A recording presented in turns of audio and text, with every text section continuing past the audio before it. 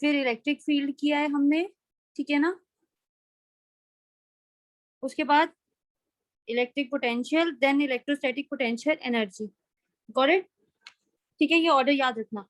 अच्छा, अब क्या था हमारे पास, इलेक्ट्रिक पोटेंशियल क्या था कि कितना हमारे पास वर्क डन किया पर यूनिट चार्ज ने। और अगर मैं इलेक्ट्रोस्टैटिक पोटेंशियल एनर्जी को डिस्कस करूं तो ये क्या होगा मेरे पास, हम बोलेंगे कि किसी भी system of, in a system of, इसी से ही करती हूँ बच्चों, in a system of point charges, in a system of point charges, ठीक है।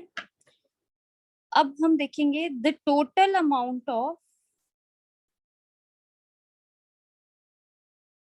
Work done, the total amount of work done in bringing. अब इसमें ना बहुत सारी चीजों को आपको ध्यान में देखना पड़ेगा कि हम कैसे करते हैं, ठीक है। In bringing the various charge to their respective positions, ठीक है, from infinity to a particular system. अब क्या हुआ, मतलब कि अब मैं पहले बात एक्सप्लेन करती हूँ कि कहने का क्या मतलब हुआ। जो हमारे पास पोटेंशियल एनर्जी है, हाँ जी, दोबारा से मैं रिपीट कर रही हूँ। In a system of point charges the total amount of work done in bringing the various charge, ठीक है, अलग अलग चार्जेस को लेके आना उनकी रिस्पेक्टिव पोजीशन से from infinity to particular system. अब ऐसे करते हैं, ये पर्टिकुलर सिस्टम ऐसे करते हैं कि हम आज की क्लास रखते हैं, जैसे क्लास 12th, ठीक है। अब क्या होगा कि तुम लोग इन्फिनिटी का मतलब है इन ब्रिंगिंग, क्या है इन ब्रिंगिंग दी, कितना काम करना पड़ रहा है हमारे पास वेरियस चार्जेस को लेके आने पे उनकी रिस्पेक्टिव पोजीशन। अब रिस्पेक्टिव पोजीशन देखते हैं कहाँ पे। अब सपोज करते हैं हमने यहाँ पे रोल नंबर वाइज अरेंज करना है, ठीक है। तो अब क्या हुआ, एक बच्चा यहाँ पे रहता है, एक बच्चा यहाँ पे रहता है, एक बच्चा यहाँ पे रहता है, ये उसका अपने अपने घर है।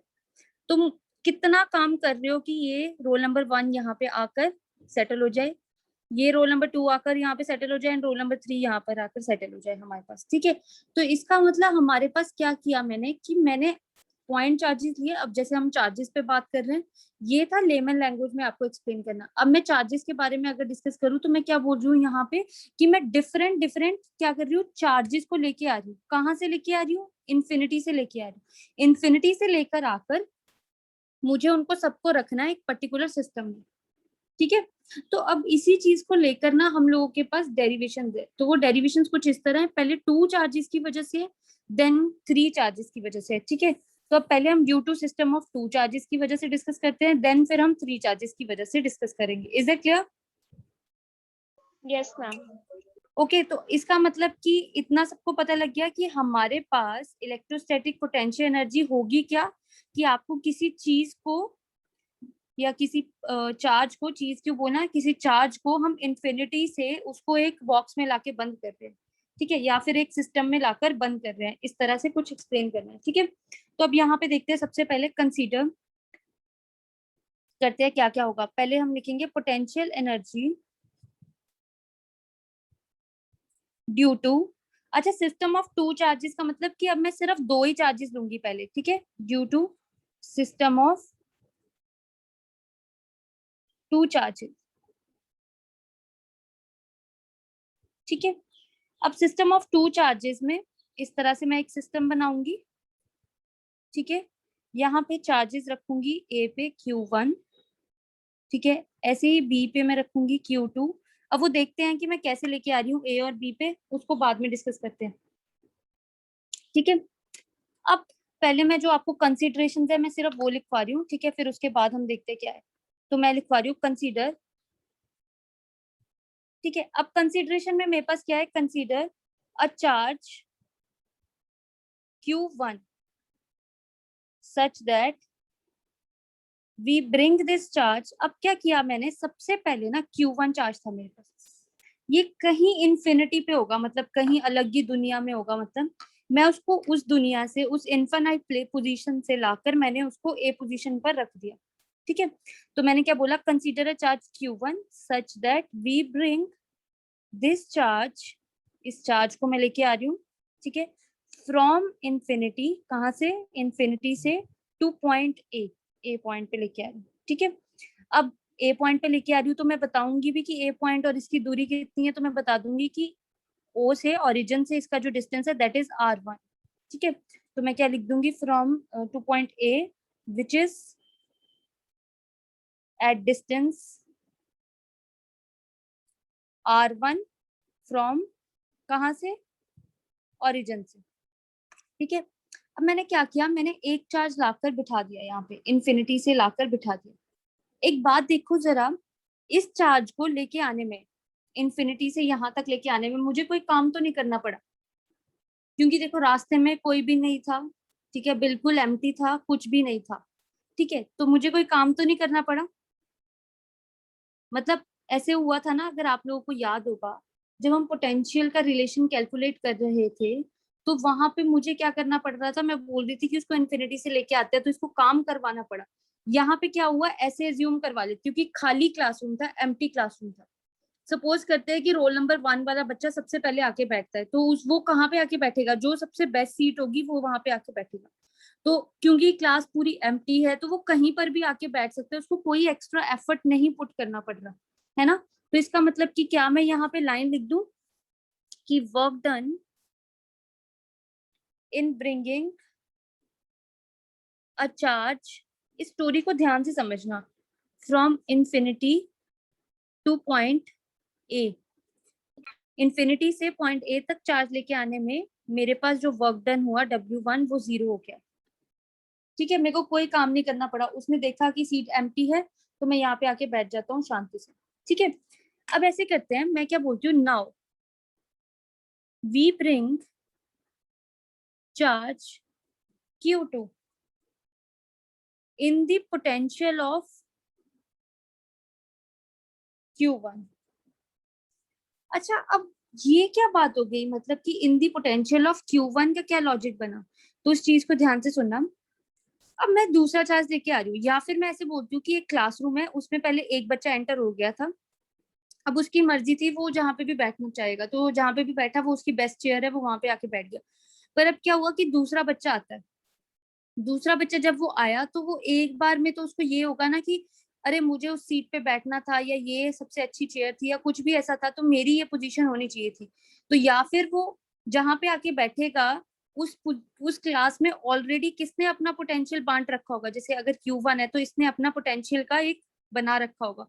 अब जब Q2 आएगा तो वो उसके क्या आएगा, पोटेंशियल के अंदर ही आएगा ना, यस उसकी पोटेंशियल के अंदर आएगा ना। मतलब ये पॉइंट सबसे ज्यादा समझने वाला है। तो इसका मतलब कि Q2 जो आ रहा है उसके ऊपर किसका पोटेंशियल लग रहा है, Q2 जो आया उसके ऊपर किसका पोटेंशियल लग रहा है, Q1 का।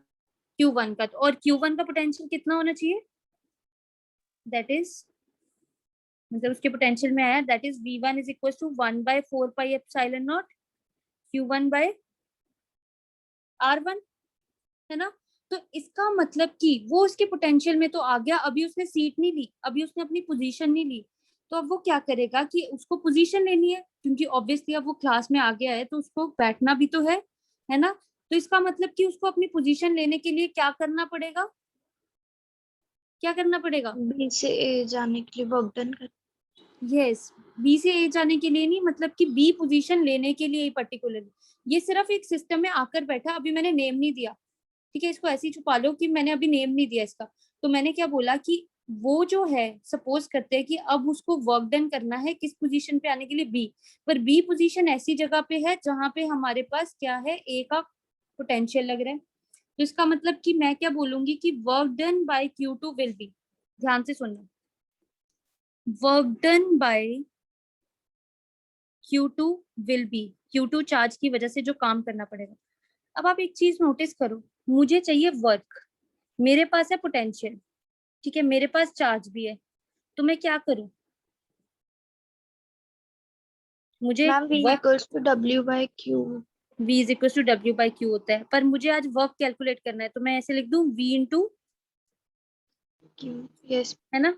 तो मैं यही कर रही हूँ, तो इसका मतलब कि जो वर्क सेकंड चार्ज की वजह से होगा उसको W2 बोल लेंगे, ठीक है। क्योंकि पोटेंशियल किसका लग रहा है, फर्स्ट वाले का लग रहा है, तो मैं यहाँ पे लिखूंगी potential of Q1 on Q2, ध्यान से समझना, Q1 का Q2 के ऊपर, और चार्ज कौन सा लेके आ रही हूँ मैं बाहर से, Q2 लेके आ रही हूँ, तो मैं उसके साथ मल्टीप्लाई कर पाऊंगी। अब मुझे ये बताओ यहाँ तक क्या सबको क्लियर है? Is it clear with everyone? Yes ma'am. बताओ कोई ऐसा जिसको नहीं क्लियर हुई ये बात?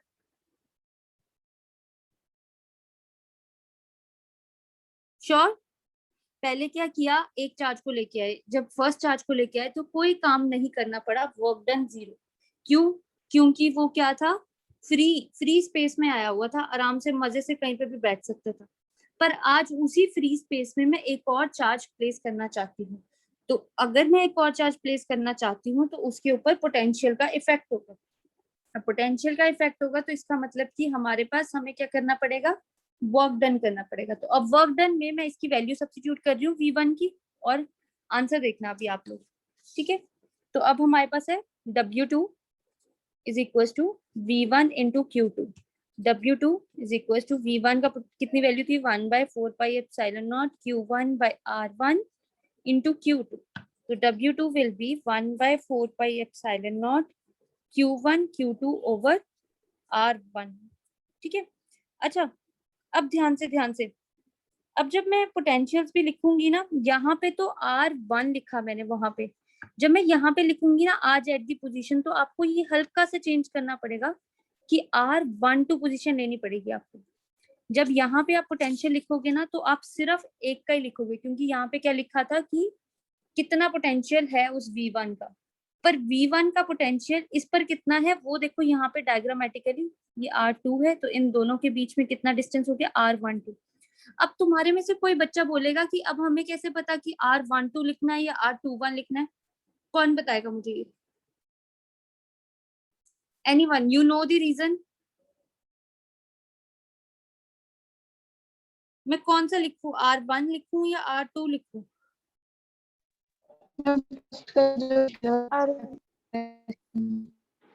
सॉरी, कौन बोल रहा है? मेरे को सच में क्लियर नहीं ऑडियो। R12 लिखूं या R21 लिखूं? Will it affect Isha?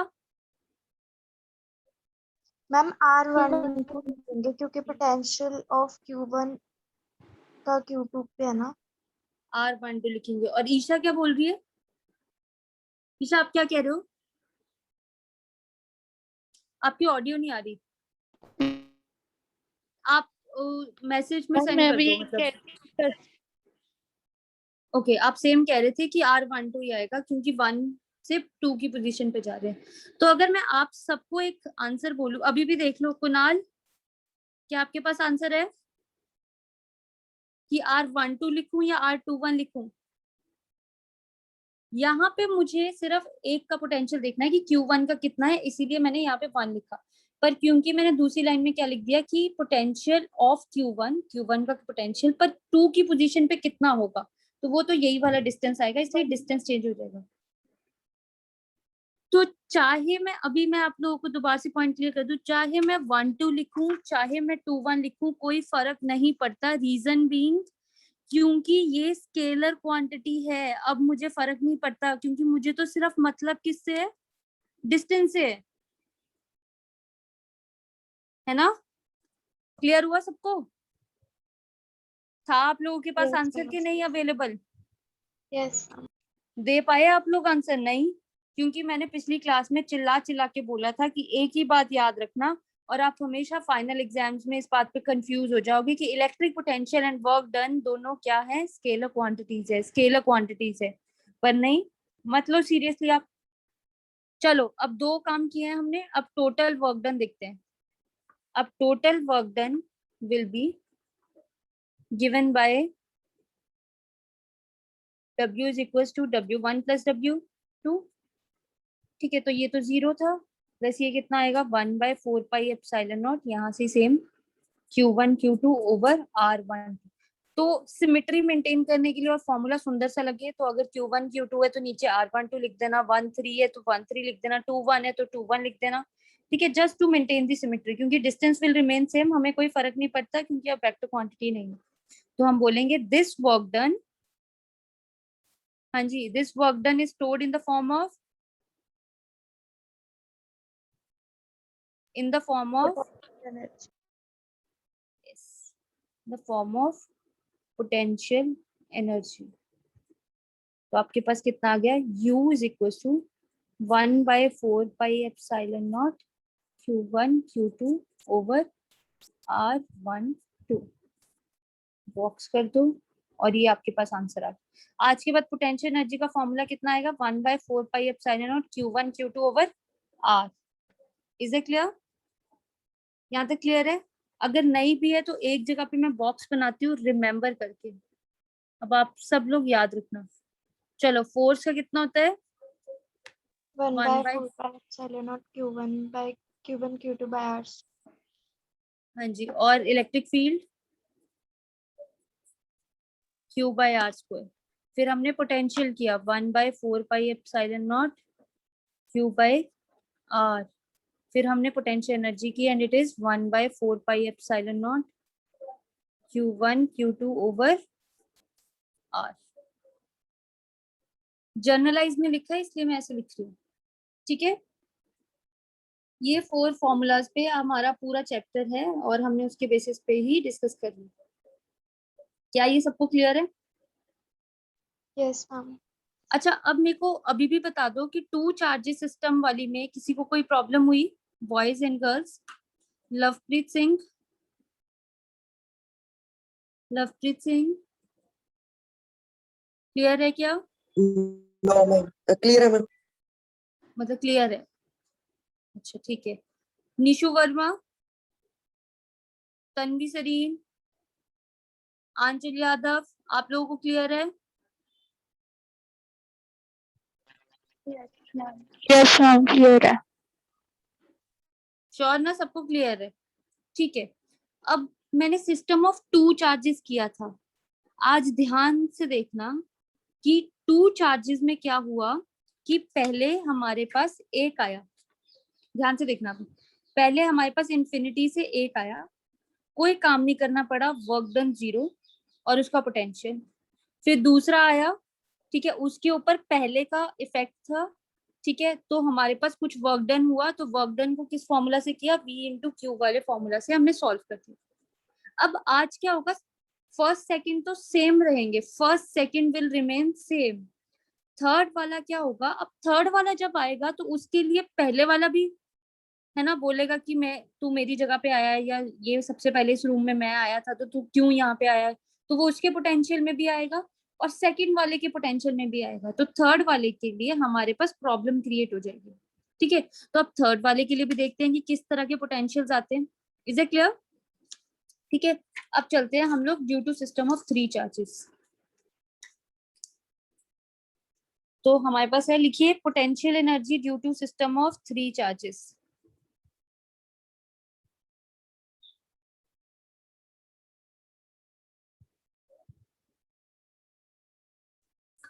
Three charges, मैं कोशिश करती हूँ कि इधर ही हो जाए हमारे पास कंप्लीट, ठीक है। अच्छा, 3 चार्ज सिस्टम रखना है, तो मैं यहाँ पे इस तरह से XY एक्सिस, ठीक है। अब सबसे पहले मैं क्या करूंगी कि इन्फिनिटी से A चार्ज पे R1 दूरी पे एक चार्ज लेके आऊंगी R1, है ना। तो सेम वही lines, consider charge Q1 such that we bring this charge from infinity to point A, right, which is at कहाँ पे है, R1 from origin, है ना। तो इसी पे ही हम क्या बोलेंगे, work done in bringing a charge Q1 from infinity to A। कितना होगा वर्क डन? हाँ जी, साथ ही साथ थोड़ा थोड़ा तो पार्टिसिपेट करो, 0। अब सेकंड वाले केस में क्या होने वाला है, एनीवन? अब हम क्या करेंगे, एक और चार्ज लेके आएंगे Q2 चार्ज लेकर आए और जिसका है R2 पोजीशन, तो हम क्या बोलेंगे, we bring another charge Q2 in the potential of, किसके पोटेंशियल में? Q1 Q1 Q1, very good. और Q1 का पोटेंशियल कितना है? 1/4 upon epsilon naught Q1 upon R1। Very nice, ठीक है, यहाँ तक हमने लिख लिया। अब हम क्या बोलेंगे कि अब वर्क डन करवाना है ना? तो अब हम वर्क डन बोलेंगे, है ना? तो हम लिखेंगे work done by charge Q2 in the potential of Q1 Q1। Q1 के पोटेंशियल के अंदर Q2 को कितना काम करना पड़ा, तो उसको हम बोलेंगे W2। अब हम यहाँ पे बोलेंगे potential of charge Q1 in the position of Q2 into Q2। तो मैं अब डायरेक्टली लिख रही हूँ, है ना? आप सबको पता ही है आंसर कितना आने वाला है इसका। तो मैं डायरेक्टली लिख रही हूँ यहाँ पे Q1 Q2 ओवर R12। इन दोनों को ज्वाइन भी कर देती हूँ क्योंकि R12 मिल गया है मुझे, है ना? अब किसी को कोई ऐसी कंफ्यूजन मत रखना कि 1 2 लूं 2 1 लूं, कैसे रखूं, क्योंकि ये क्या क्वांटिटी है हमारे पास? Scalar quantity. स्केलर क्वांटिटी है, ठीक है। अब हम क्या बोलते हैं? Again we bring another charge, आज थर्ड चार्ज है ना, Q3, ठीक है, एट द पोटेंशियल्स ऑफ, किस किस के पोटेंशियल्स पे? Q1 Q1 and Q2। अब दो चार्जेस बैठे हैं ना, उनके पोटेंशियल्स पे मैं एक और चार्ज लेके आ गई Q3। तो उस करते हैं Q, यस मैम Q2 तो Q1 के पोटेंशियल में ही है, तो फिर हम Q1 का ही वो सारा पोटेंशियल नहीं हो जाएगा? नहीं नहीं नहीं नहीं नहीं, अब ऐसा हुआ ना कि V1 तो जो Q1 है वो अपना पोटेंशियल आके उसने सेकंड वाले को इफेक्ट किया। हम सिर्फ ये देख रहे हैं कि जो Q1 का पोटेंशियल है वो सेकंड वाले को इफेक्ट कर रहा है, ठीक है। इफेक्ट इन द सेंस ऐसे बोल देते हैं ना कि जैसे सपोज करते हैं, मैं लेमैन लैंग्वेज में और आपको as an simple example so that आपके दिमाग में थोड़ा आइडिया रहे। जैसे सपोज करते हैं कि आपकी क्लास में सबसे पहले पलक तुम एंटर हो गई, तुमने आके अपनी एक पोजीशन ले ली, ठीक है। अब तुम्हारे बाद सपोज करते हैं कि तन्वी आ जाती है, ठीक है। अब तुम्हारे पास जब तन्वी आई तो तुम हाय हेलो तो करोगे ही तन्वी के साथ। तो इसका मतलब कि तन्वी को थोड़ा सा वर्क डन करना पड़ा तुम्हारे पोटेंशियल में एडजस्ट करने के लिए। अगर वो पहले आई होती तो उसका पोटेंशियल होता, राइट। तो इस तरह से फर्स्ट वाले का होगा। पर अब तन्वी भी अपनी पोजीशन पर आकर बैठ गई है, तो उसका भी तो कुछ ना कुछ पोटेंशियल होगा ना, क्योंकि हमें तो पता ही है कि अगर अकेला चार्ज है, सिंगल चार्ज है, तो पक्का से वहां पे क्या होगा, उसकी वजह से पोटेंशियल तो आएगा ही आएगा, क्योंकि पोटेंशियल का फॉर्मूला क्या बोलता है? 1/4πε चार्ज अपॉन डिस्टेंस। तो उसके पास दोनों चीजें, चार्ज भी है और उसके पास अपने पास डिस्टेंस भी है। अब ऐसे सपोज करते हैं कि अब हमारे पास थर्ड जो आया वो कुणाल आ गया, ठीक है। अब क्या होगा कि कुणाल जब एंटर हुआ तो उसको तुम दोनों से भी हाय हेलो करनी पड़ेगी, तुम दोनों के पोटेंशियल्स भी उसको डिस्टर्ब करने वाले हैं, ठीक है। तो इसका मतलब क्या हुआ कि अब इंडिविजुअल चार्ज के लिए हमें ये सारी चीजें देखनी पड़ती है, गॉट इट? तो इस तरह से होता है हमारे पास, ठीक है। तो अब समझ आया आपको पलक? यस। मतलब हर चार्ज के साथ आपको ये करना ही पड़ेगा, ठीक है। चलो अब देखते हैं। अब मैं देखूंगी कि work done in the potential of Q1 and Q2। अब Q1 का पोटेंशियल तो V1 वाले Q1 वाले का तो पोटेंशियल हमें पता है, दिस, ठीक है। अब ठीक है Q3 है, ठीक है, एंड V2 का कितना होगा? 1/4π Q2/R R2। अच्छा ऐसे लिखना है, ऐसे लिख लो, या फिर अगर आपको देखना है कि Q3 वाली पोजीशन पे कितना है तो इसके नीचे 3 लगा देना, ठीक है। वो सिर्फ डिस्टेंस का आ जाएगा। अब जैसे 2 और 3 के बीच में R23 बन गया, और 1 और 3 के बीच में जो डिस्टेंस बना होगा वो कितना बना होगा? R13। Are you getting it? समझ आया सबको? ठीक है। तो अब ये दोनों पोटेंशियल्स है। अब जब मैं देखूंगी कि Q3 वाले को तो वर्क डन करना पड़ेगा, तो मैं लिखूंगी work done by Q3 will be, Q3 ने कितना काम किया। अब ध्यान से नोट डाउन करना आप लोग, ठीक है। अब इसको बोलते हैं W3 इज इक्वल टू, यहाँ पे हम बॉक्स करेंगे, ठीक है, पोटेंशियल ऑफ Q1, है ना, potential of Q1 at the position of किसकी जगह पे, Q3 की जगह पे, तो into Q3 plus same potential of Q2, ठीक है, एट द पोजीशन ऑफ किसकी जगह पे डिस्टर्ब कर रहे हैं वो, Q3 वाले की इनटू Q3। तो अगर मैं यहाँ पे पोटेंशियल लिखूं तो ये कितना आएगा, 1/4πε0 Q1/R13 into Q3 plus 1/4πε0 Q2 into Q3/R23। क्या ये सबको क्लियर है? Yes ma'am. अब ध्यान से नोटिस करना, 3 वर्क मिले, 1 2 एंड 3। अब हम क्या करें, इन तीनों को ऐड कर दें। आज क्या हम इन तीनों को ऐड कर दें? Yes, ma'am. तो अब इन तीनों को ऐड करने लगी हूँ मैं, ठीक है। अब यहाँ पे देखना हमारे पास कितना आएगा total work done.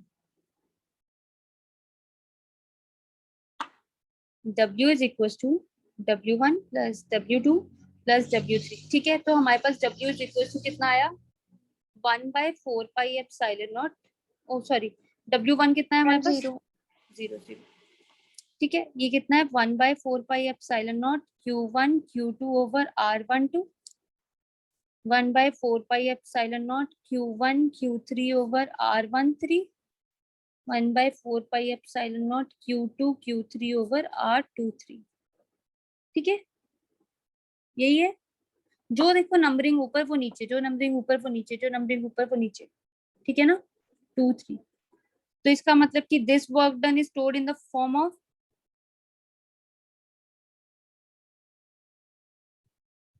In the form of, हाँ जी, Potential. ठीक है। तो पोटेंशियल एनर्जी, तो U is equal to 1/4πε0 Q1 Q2 over R12 plus, formula में हमेशा सिमेट्री मेंटेन करना इज वेरी इंपॉर्टेंट। तो अभी मैं पहले देखो 1 2 है, तो फिर मैं इसके बाद Q2 Q3/R23 लिखूंगी, then 1/4πε0 Q1 Q3/R13। Is it clear? Yes clear ma'am. है? यहाँ तक क्या सबको क्लियर है potential energy? Yes, ma'am. Yes, ma'am. Anyone, कोई डाउट? अच्छा, हमारी क्लास में कोई न्यू स्टूडेंट तो नहीं है ना आज? Ma'am. Jaskaran Singh, yes ma'am. अच्छा ओके। जसकरण, आपने पहले कुछ किया है फिजिक्स का 12th नो की? मैम, हमारी क्लासेस कल से स्टार्ट हुई हैं मैम, स्कूल की अच्छा, भी। कल से स्टार्ट हुई है, ओके, स्कूल की भी, ठीक है। तो जसकरण, हम लोग तो थोड़ा सा ज्यादा ही आगे निकल गए हैं हम, ठीक जी। है। तो अभी फिलहाल आप देख लो क्लास अटेंड करके कि क्लास कैसी चल रही है, ठीक है। यस तो मैम। फिर एक्स्ट्रा क्लासेस आपकी स्टार्ट होंगी, क्योंकि जितने भी न्यू स्टूडेंट्स आ रहे हैं उनका एक अलग से बैच बनेगा। तो बिल्कुल 0 लेवल पे मैं आपको स्टार्ट करूंगी, तो आप आज क्लास चेक कर लो, ठीक है। Okay. अगर आपको ठीक लग रहा है तो आप बता देना, एंड जितने भी डाउट्स या कुछ भी होगा तो वीडियो लेक्चर्स आपको साथ ही साथ मिल जाया करेंगे, ठीक है, कहीं पे भी अगर प्रॉब्लम आई। बट आप आज की क्लास देख लो, ठीक है। Is it okay clear? Ma'am. तो मैं Yes, ऐसे तो नहीं आपको फोर्स कर रही कि आज ही आपको ये सारी बातें समझ आएंगी, दैट इज फॉर श्योर कि आपको कुछ पता तो लग नहीं रहा है, बट Yes, स्टिल आप यहाँ पे एक बार देख लो कि कैसे चल रहा है, कैसे करवा रहे हैं या क्या है, ठीक है। और नोट्स वगैरह किसी भी चीज की आप टेंशन मत लेना, वो सब Yes. आपको मिल जाएगा, ठीक है। Ma'am, which chapter is going on right now? Electrostatics unit 1, okay ma'am. ठीक है, ओके। तो बाकी सब, हाँ जी, आप लोगों को क्या ये क्लियर हुआ? Yes ma'am. ठीक है, ओके।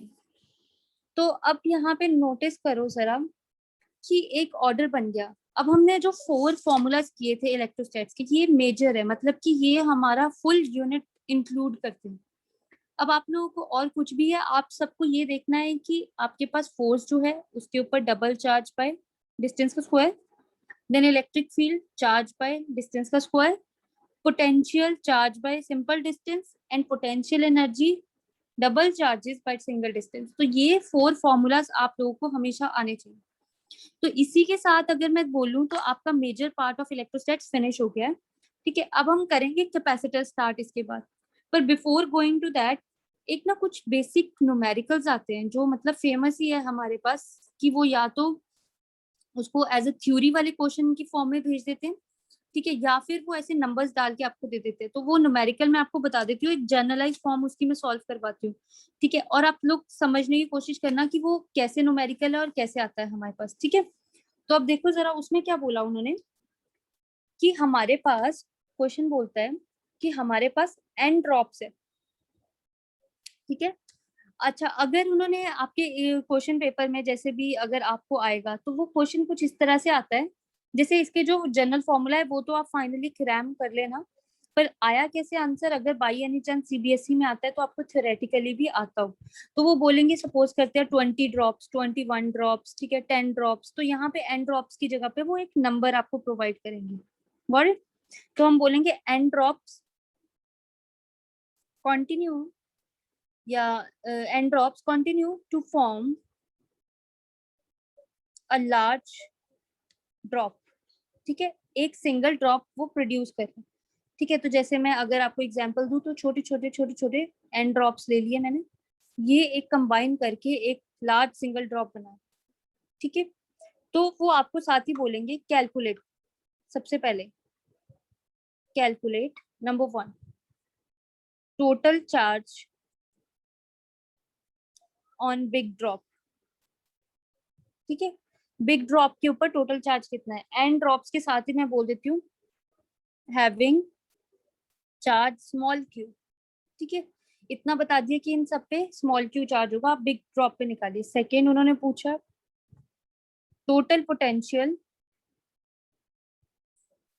On big drop. ठीक है, बिग ड्रॉप के ऊपर आपके पास टोटल पोटेंशियल कितना आया। अब आप लोगों को याद होगा, ये मैंने n स्मॉल ड्रॉप्स ले लिए, ठीक है, क्यू चार्ज है, जो दूसरा है उसके ऊपर कैपिटल क्यू चार्ज मार्क कर देते हैं, इसका रेडियस कैपिटल आर कर देते हैं, आगे रिक्वायरमेंट होगी जो ये होंगे। ठीक है, ये n इन नंबर है और इनका जो रेडियस होगा सबका वो क्या होगा, स्मॉल आर।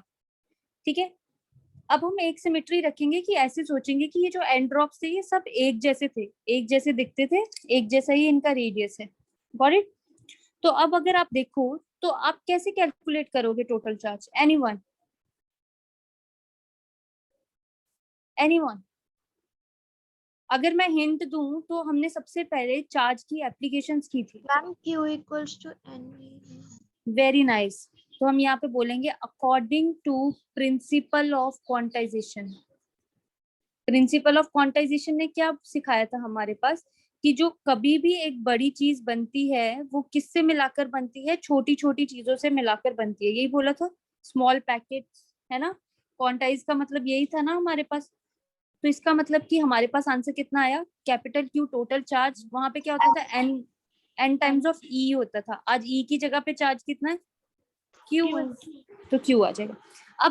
अब मैं आपको एक एग्जांपल देती हूँ न्यूमेरिकल के बेसिस पे कि क्वेश्चन पेपर में कैसे आएगी। सपोज करते हैं उन्होंने लिखा है 10 ड्रॉप्स, ठीक है, और अगर उन्होंने क्वेश्चन पेपर पे आपको कुछ इस तरह से दिया है कि आपके पास है 10 ड्रॉप्स, ठीक है, एंड ईच पे चार्ज है, सपोज कहते हैं 5 इंटू 10⁻⁻6 कूलम। ठीक है, कुछ इस तरह से चार्ज है, तो आप कैसे निकालते हैं, total charge is equal to n दे रखा था इंटू स्मॉल क्यू कितना है, 5 इंटू 10⁻⁻6। ठीक है, तो आप इस तरह से इसका आंसर कैलकुलेट कर देते हैं। ठीक है ना, गॉट इट? क्लियर है सबको? ठीक है, तो कहने का मेरा मतलब ये है कि अब मैं सिर्फ आपको जर्नलाइज फॉर्म में आप लोगों को करवा दूं। ठीक है, ये न्यूमेरिकल जर्नलाइज फॉर्म में करवा दिया, कल को कोई भी वैल्यू आ सकती है तो आप सब्स्टिट्यूट करना और आंसर निकाल देना। ठीक है, अब पॉइंट है हमारे पास पोटेंशियल पे। अब पोटेंशियल में तो कंफ्यूजन क्रिएट हो गई। अब पोटेंशियल उसने बोला कि आप ये बताओ कि टोटल पोटेंशियल बिग ड्रॉप का कितना होगा, वो निकालना है मुझे। अब टोटल पोटेंशियल बिग ड्रॉप का निकालने के लिए तो ऐसे करते हैं, पहले मैं ऐसे लिख देती हूँ, potential of small, V of small, है ना, स्मॉल वालों का कितना पोटेंशियल होगा, 1/4πε0, राइट, है ना, Q/R, इतना ही होगा स्मॉल वालों का पोटेंशियल। Yes ma'am. है ना। और बिग वाले का जो बिग ड्रॉप होगा उसका पोटेंशियल कितना होगा, 1/4πε0 capital Q by capital R। अब सॉल्व कैसे करें इसको, अब ऐसे करती हूँ मैं और सिंप्लीफाई करती हूँ, मैं इसको डिवाइड कर देती हूँ। मैं इसको डिवाइड किया तो ये दोनों कैंसिल हो गए, ठीक है। तो what I am left with v small by v big is equals to Q by R divide by capital Q by capital R, ठीक है। अब इसको थोड़ा सा और अच्छे से लिखती हूँ, तो Q by R into capital R by Q। अच्छा अभी आप नोटिस करना जरा, जो कैपिटल Q है, जो कैपिटल Q है उसको तो मैं in terms of small q लिख सकती हूँ ना, Yes. लिख सकती हूँ ना, क्योंकि वो तो मैंने कैलकुलेट कर लिया। तो मैं इसको डायरेक्टली सब्स्टिट्यूट कर रही हूँ, तो Q by R into capital R और Q की जगह पे मैं n times of Q, Q से Q कैंसिल। तो अब नोटिस करो 1/n और capital R by R V small is equal to V big, ठीक है। अब इसको थोड़ा सा और सिमेट्री बना के करते हैं, या पहले कैलकुलेट ही कर लेते हैं फिर देखते हैं। अब आप देखो कि सिर्फ R में डिफरेंस रह गया, सिर्फ रेडियस में हमारे पास डिफरेंस है क्या। तो एक बात नोटिस करना कि जितने स्मॉल हमारे पास ड्रॉप्स होंगे उतना ही तो बड़ा बिग ड्रॉप बनेगा ना, Yes, ma'am. है ना। मतलब कि अगर मैं आपको ऐसे बोलूं कि मैं 10 बूंद पानी की एक कप में बना रही हूँ, ठीक है, तो कप में एक तरह का बबल सा बन जाएगा। तो वो 10 बूंद पानी का जो इंडिविजुअल का वॉल्यूम होगा उसको अगर मैं 10 से मल्टीप्लाई करवा दूंगी तो वो क्या देगा मुझे, टोटल का वॉल्यूम। तो कहने का मतलब है volume of small drops will be equal to volume of big drop. Yes. ये तो सिमेट्री वाली चीज आप सबको पता है। तो क्या मैं यहाँ पे ऐसे लिख दूं कि volume of small drops is equal to volume of big drop. आप नोटिस करो बिग ड्रॉप के साथ ड्रॉप लिखा है, इसके साथ ड्रॉप्स लिखा है मैंने। तो कहने का मतलब है कि n टाइम्स लगाना पड़ेगा, n times of volume. Small का वॉल्यूम कितना होगा, spherical in shape he obviously हमने कंसीडर किया ड्रॉप, तो 4/3 पाई स्मॉल r क्यूब, और इधर हम क्या कंसीडर करेंगे 4/3 पाई कैपिटल R क्यूब, है ना। तो जो कैंसिल होते हैं वो कैंसिल कर देते हैं, 4/3 पाई कैंसिल, यहाँ तक कैंसिल है। तो हमारे पास कितना बन गया, nr cube is equal to r cube, right. और मुझे रेशो किसकी चाहिए, R/R की रेशो चाहिए। अगर आप N देखो की तो, पावर 1/3 है ना, तो बिल्कुल सही। अब देखना जरा हमारे पास कैसे आएगा, ठीक है। R/R की रेशो चाहिए मुझे, तो यहाँ पे मेरे पास कितना था, दोबारा से लिख रही हूँ उसी चीज को, nr cube is equal to capital R cube, ठीक है। तो अब nr क्यूब मेरे पास है, तो मुझे चाहिए capital R by small r की रेशो, तो n is equal to R cube by R cube, n is equal to R by R का होल क्यूब। अब ये क्यूब है तो दूसरी तरफ जाके कितना हो जाता है, 1/3 हो जाएगा ना ये। तो इसकी ये वाली वैल्यू मैं इस फर्स्ट वाली इक्वेशन में सब्स्टिट्यूट कर दूं, यहाँ पे सब्स्टिट्यूट कर दूं, तो ये 1/n है और R/R की रेशो कितनी है, n की पावर 1/3, इसकी पावर 1 है और इसकी पावर 1/3 है, इसको ऊपर ले जाओ, ठीक है। तो हमारे पास क्या है, v ऊपर क्या है, v small according to equation 1, v small by v big is equal to 1/n into n की पावर 1/3। ये ऊपर जाएगा तो ये कितना आएगा, n की power 1/3 minus 1, basis are same, है ना। तो पावर्स की सिमेट्री बना दूं तो हमारे पास कितना आया, n की पावर -2/3, है ना। तो कभी भी हमारे पास नंबर की पावर तो नेगेटिव में नहीं आ सकती, तो क्योंकि मुझे बिग की चाहिए तो मैं क्या इसको रेसिप्रोकल कर दूं, तो v big by v small is equal to n की पावर 2/3, रेसिप्रोकल किया ना दोनों साइड्स को, इसको मैं ऐसे भी लिख सकती हूँ 1 की पावर 2/3। तो जब मैंने इसको ऊपर लेके कि ये नीचे आ गया, ये ऊपर चला गया, ठीक है। तो इसका मतलब कि वॉल्यूम ऑफ बिग जो होगा वो क्या होगा, स्मॉल के इतने टाइम्स होगा। अब आप एग्जाम में क्या करोगे, पोटेंशियल वॉल्यूम बोल दिया, sorry, potential of big is equal to n/2/3 times of small. अब मैंने क्या बोला था कि सपोज करते हैं क्वेश्चन में आपको उन्होंने दिया, सपोज करते हैं उन्होंने 10 ड्रॉप्स दी थी, है ना, तो v big is equal to सीधा, अब आपने एग्जाम में जो एंट्रेंस के 1 मार्क के होते हैं, तो low potential of small. Is it clear? Yes ma'am. Clear हुआ सबको न्यूमेरिकल? Yes ma'am. तो कहाँ पे Ma'am? जाके हमारे, हाँ जी पूछो। मैम जिसका सेकंड पोटेंशियल वाला पार्ट था, तो हम्म, वो थोड़ा स्टार्टिंग का बता दो। सेकेंड पोटेंशियल वाला पार्ट। हाँ, तो सेकेंड पोटेंशियल वाले पार्ट में देखो, पहले हमने स्मॉल का पोटेंशियल लिखा, फिर हमने बिग का पोटेंशियल लिखा, ठीक है, फिर इन दोनों को डिवाइड कर दिया, फिर डिवाइड कर कर हमारे पास सिर्फ ये चीजें बच जाती है, we are left with this only. ये चीजें आई हमारे पास, ठीक है, ये जो टर्म्स है इसमें कैपिटल क्यू की वैल्यू हमने अभी कैलकुलेट की थी इन टर्म्स ऑफ स्मॉल, तो इन टर्म्स ऑफ स्मॉल हमने जब की तो हमारे पास ये आ गई, फिर हमने सब्स्टिट्यूट कर दी, फिर हमने वॉल्यूम्स कंपेयर किए, और फिर वॉल्यूम्स कंपेयर करके हमारे पास ये वैल्यू आ गई। अब जब ये वैल्यू आ गई तो इसमें n की कुछ पावर की टर्म्स में r/r की रेशो हमने यहाँ पे सब्स्टिट्यूट कर दी। यहाँ पे जब हमने सब्स्टिट्यूट की तो उसके अकॉर्डिंग आपने देखा होगा कि हमारे पास इस तरह से आंसर बने। अब वो ये वाली जो रेशो थी उसको देखो, यहाँ पे सब्स्टिट्यूट किया, सब्स्टिट्यूट करके हमारे पास ये आया, और फिर उसके बाद हमने ये लॉजिक लगा दिया। Is it clear with everyone? Yes ma'am. देखो, अगर तो कॉन्सेप्ट क्लियर है, अगर तो कॉन्सेप्ट क्लियर है तो आई एम वेरी श्योर कि आप लोगों के न्यूमेरिकल्स भी क्लियर होंगे, ठीक है। बस इतनी सी बात हिट करनी आनी चाहिए, इतना सा आपको लॉजिक आना चाहिए कि ऐसी कौन सी चीज है जो आर और रेडियस को कंबाइन कर सकती है इन दोनों को देखकर, ठीक है ना। तो अब आप लोगों को पता लग जाना चाहिए कि कभी भी ऐसे ड्रॉप्स वाला क्वेश्चन आए या कुछ भी आए कि इसको मिला के इतना करता है, तो आप वॉल्यूम, एरिया या कोई भी ऐसी चीजें हैं उनको कंपेयर कर दो। Got it? Is it clear? ठीक है, अब करते हैं हम नेक्स्ट न्यूमेरिकल, एक और न्यूमेरिकल करते हैं। अच्छा, पोटेंशियल सबको याद है ना? Yes ma'am.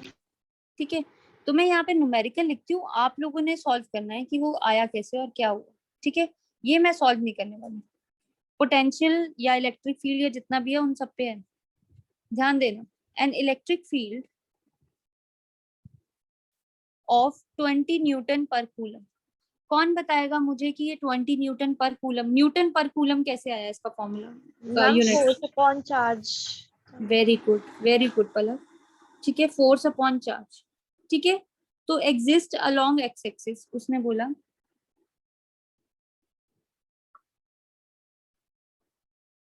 ये एक्स एक्सिस के अलोंग होते हैं, ठीक है, इन स्पेस में, ठीक है। मतलब कि आपको इलेक्ट्रिक फील्ड की उसने डायरेक्शन दे दी कि इलेक्ट्रिक फील्ड जो है वो हमारा एक्स एक्सिस के अलोंग है, तो कहते कि कैलकुलेट द पोटेंशियल डिफरेंस। आपको क्या कैलकुलेट करना है? पोटेंशियल डिफरेंस, वो भी कौन सा? VB minus VA, for it where coordinates of, ध्यान से सुनना, coordinates of A and B are, A और बी के कोऑर्डिनेट्स दिए हुए हैं, ठीक है। ए के हैं कोऑर्डिनेट आपके पास 0 0, मतलब एक तो ओरिजिन पे ही बैठा हुआ है, और जो बी है वो आपका है 4 2, ठीक है। अब आपको कैलकुलेट करना है 4 2 मीटर, ठीक है। इस वाले की वजह से potential difference number 1, number second case जब पोटेंशियल डिफरेंस होगा, ए होगा आपका 4 2 पर एंड बी होगा आपका 6 5 पर, ठीक है। प्लॉट तो करना आता है ना भाई सबको, इस तरह से जनरली एक्स एक्सिस पे प्लॉट करके देख लो, है ना। एक 0 0 दे दो, एक को 4, 4 का मतलब एक्स एक्सिस पे 4 है, वाई एक्सिस पे 2 है, तो यहाँ कहीं होगा, तो इसका मतलब दिस इज द पॉइंट, तो 4 2, है ना। तो इन दोनों के बीच का पोटेंशियल कैलकुलेट करना है, VA VB। कीजिए जरा कैलकुलेट, कैसे करोगे और ये भी मेरे को बताना, और हिंट चाहिए या फिर आप लोग खुद कर लोगे? इतना बता देती हूँ, लास्ट क्लास का लास्ट टॉपिक था हमारे पास, पोटेंशियल और इलेक्ट्रिक फील्ड का कुछ रिलेशन किया था हमने, ठीक है, उसी की यहाँ पे बात कर रहे हैं वो। पोटेंशियल एंड इलेक्ट्रिक फील्ड का कुछ रिलेशन था और उसी की यहाँ पे माइनस dv upon dl वाला मैम। यस। अब आपको माइनस नहीं लगाना, अब आप सीधा वैल्यू सब्स्टिट्यूट करिए जनरल में।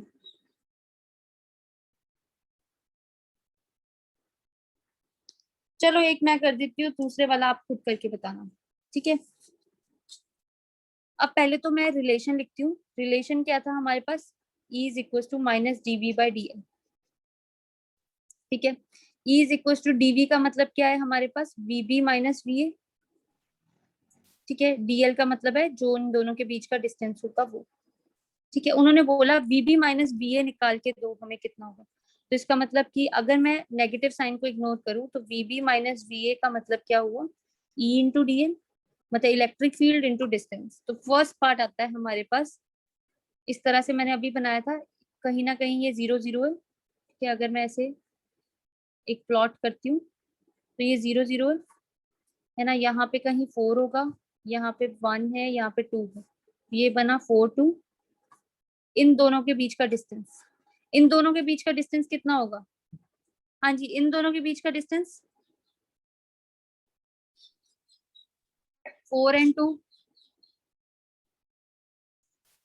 हाँ जी, डिस्टेंस कैसे निकालोगे, ma'am under root of 4 square. Yes very good, by distance formula, ठीक है। अंडर द रूट 4 माइनस 0 का स्क्वायर प्लस 2 माइनस 0 का स्क्वायर, तो ये कितना आ गया, अंडर द रूट 4 का स्क्वायर प्लस 2 का square, that means 16 plus 4 under root 20।